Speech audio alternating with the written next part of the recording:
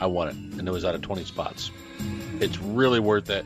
I've also won helmets that are signed. I've won banners that are signed. I've won memorabilia rings. I've won footballs that are signed and other Packers knickknacks because that's my team. But go ahead and check them out. Cheap, affordable prices for certified, authentic stuff. That's Raz Addictions on Facebook.com. Go there, play, and win. And as always, you can follow us on Twitter at First and Goal Pod, myself at UPJ33, Dave is at Steak and Cheese, and the fantasy wonder himself, Dylan, at Dylan Busby1. Email us at firstandgoalpodcast@yahoo.com with all your football and Packer questions and comments, and you just might find yourself making the show live. That's firstandgoalpodcast@yahoo.com. All right, we're back and better than ever. All right, get to the Elton Jenkins thing, because I'm watching a clip right now from Salvatore, and it says, "Hi, I'm Elton Jenkins, and when I'm bored, I block two guys on the same play," and he literally bounces back and forth and helps Bakhtiari on an inside rush, and then bounces and helps Lindsley, and he goes back and forth 3 times and blocks both the guys while they're engaged with Lindsley and Bakhtiari, respectively. That's called athleticism. Like, if you watch this video, I'm retweeting it out right now from my account, my personal account. Thanks, Salvatore, for that, too, by the way. Yeah, I'm going to say this right now. So Tuesday, Jay had a final drive question that said, who do I think is the offensive rookie of the year? I replied with Elton Jenkins because of videos like Salvatore provided, because there's 0 sacks. The only person on that Packers line over 2 Pro Bowl caliber tackles that has no sacks and has maybe, I think, like 6 or 7 pressures, and that's it throughout the whole season. Nope. Yes. 0 pressures? 0 sacks, 0 pressures accredited even better to him. In 536 offensive snaps and 8 starts, 0 sacks, 0 pressures accredited to him. Nope. I go out and I see the next day that Aaron Nagler says, "Oh, well, I think it won't ever happen, but Elton Jenkins is the offensive rookie of the year candidate." And I'm like, well, what the hell? I just said this last night. Quoted him out. I even quoted that tweet and said, yeah, Steak and Cheese said this on the show last night. And then, not even a day later, I see 2 or 3 more posts just like it. And I'm like, all right, either someone's listening to the show and using stuff, because I swear to God, Jay, I said that not even 48 hours ago. And people somehow are talking about this as offensive rookie of the year candidate. I will say I have not heard anybody mention it, and I listen to like crap everywhere. Like, no one said, yeah. Okay, here's my main issue with the bandwagon jumping on all these. These same people that are all rah-rah about Elton Jenkins were ones that said he wasn't going to be ready until next year, and that Lane Taylor was the answer at guard.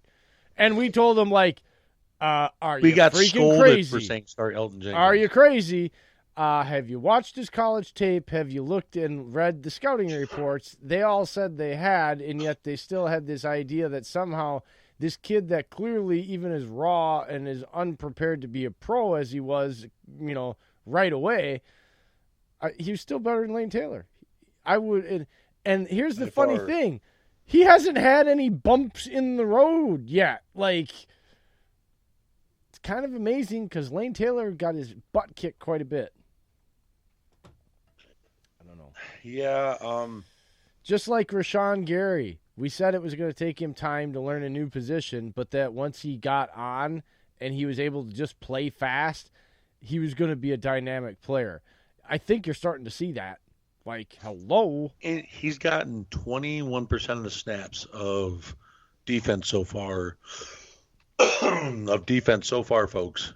But he has more pressures and more QB hits on less snaps than all the other guys that everybody else wanted us to take, including Brian Burns, who I wanted to take. But also, too, he's got 1.5 sacks. He's got a fumble recovery, multiple pressures, multiple QB hits off the charts. And, guys, how many other people you know that are 6'4", 270 pounds that can run down running backs, tight ends, and wide receivers like a cheetah? Go watch Rashawn Gary start on the other end of the freaking line and watch him run a counter away from him, and he still chases down Christian McCaffrey. He did it 3 times because I went back and watched the tape. Rashawn Gary and Brian Burns is 230 pounds with rocks in his pocket. Well, no, Brian Burns is still having a damn good season for being a pass rusher. But did you hear his name on Sunday? Because Gary's name got called on Sunday a couple times. It did, but I'm also going to say this is Gary is being used as very minimal snaps, too. Burns is a full-time starter, so of course his numbers would be better. But either way, I like both players. I'm happy with either one if we had landed them, but I'm really impressed by Gary so far because of his athleticism, because Pettin's letting him grow. They were banking on the fact that he was going to have this natural raw talent. He does. He's shown it. Now he's learning everything. He's switching from a three tech defensive tackle / defensive end to a stand-up outside linebacker. He's learning a whole new play style, whole new playbook. Different. People don't understand how much different that is when you're used to having your hand in the dirt. And the fact that we have 2 top pass rushers to let him do that is huge, and people don't understand that. So these I don't think Rashawn Gary's going to pan out stands. They need to go back and watch that tape. Because I know, Jay, we're sick of it. I mean, we've been preaching that ever since he's been drafted. And I went and looked at Bleacher Report the other day to see what the rookie draft card has been regraded as, because originally we only got a B-, I believe, in the draft from Bleacher Report, and it's been upgraded now to an A-, because one, Rashawn Gary, they said looks like he has promise, but the fact he's learning slowly is a good thing. Darnell Savage is a playmaking safety that is showing his talent more and more each week. Elgton Jenkins is a stud. I mean, the list just goes on and on. They marked it to an A- from a B- because the draft heads didn't know what the hell they were talking about. Oh, if I was going to go back and regrade mid-season, I had gave them, a B, like a solid B. I didn't say B-, then B+, is B. That grade right now would go right to an A. Like, they nailed their first 3 picks. Like, that's an A any day of the week. Like, you can just kind of be all right on the 4th round going back. You get your first 2, even their 3rd round pick. Like, Sternberger, I know hasn't produced, but like you can tell when you watch him, he's going to be just fine. Like, he's athletically gifted. He's going to be just fine. Did you see his blocking in Carolina? Yeah. That's what I'm saying. Like, he's only got a little bit, but you can tell already he's going to be just fine. That's the first 3. That's the first 4 players picked in the first 3 rounds. Like, that's an A grade. With how Graham has been blocking, and Mercedes Lewis is already one of the top run blocking tight ends, and Sternberger's run blocking, dude. Teams do not want the Packers to get a bye in the playoffs and get home field advantage, especially the number 1, because guess what? They will run the ball down any team's throat. With those tight ends, with that line, you don't want Billy Turner and David Bakhtiari and Elgton Jenkins going up the middle on a zone pull and smacking. No, I'm telling you, that is the last thing teams want right now. Oh, and here, just a little side note here. Peter Bukowski just tweeted out this for the Bears people that might be listening. Clinton Dix has 0 pass breakups this season, one of only 6 safeties to play at least 50% of the defensive snaps not to have any. This is what I'm saying. He might have a couple Meaning his 2 interceptions were out of place. Luck. Yes. And you know why he doesn't have any pass breakups? Because he's never in the right freaking place when you need him to be. Or he's just flat out beat when it comes to being in coverage. And so he can't be there to break up the pass.